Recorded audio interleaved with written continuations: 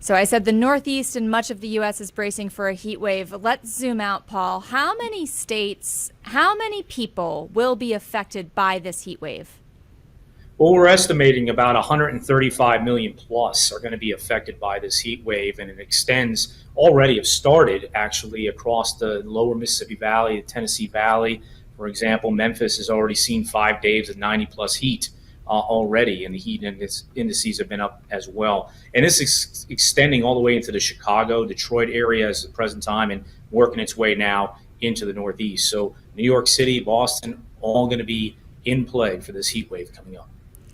New York City, Boston in play. How hot will it get? What is the forecast for today, tomorrow, Thursday, Friday, and beyond?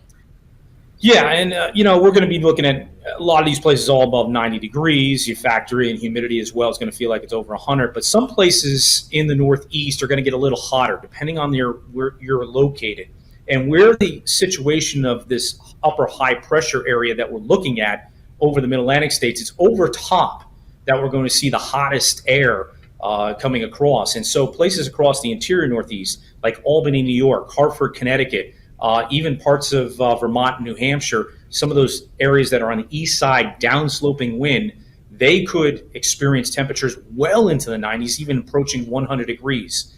Going back to the west, Chicago, today's the day that they could even approach 100 degrees. And that, you factor in the humidity, it feels even about 5 to 10 degrees higher. So a very hot day here for the Midwest, the peak of it coming tomorrow in the Northeast.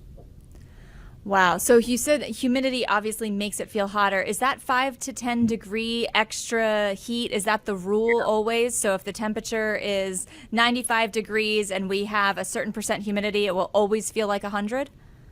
Well, we have a standard. We have a thing that we call the AccuWeather real field temperature. It factors in wind, sun, and relative humidity, all those kind of variables into the forecast. And depending on where you're at, it could be even worse. If you're in Arizona, a lot of times it's a little drier, so it doesn't feel as hot from the air temperature as much. But when you're in the south, southern plain states, lower Mississippi Valley, you can tack on even another 8, 10 degrees because of the humidity. So it depends on the situation, and it depends on where you're at to where that range is going to be on top of the actual air temperature.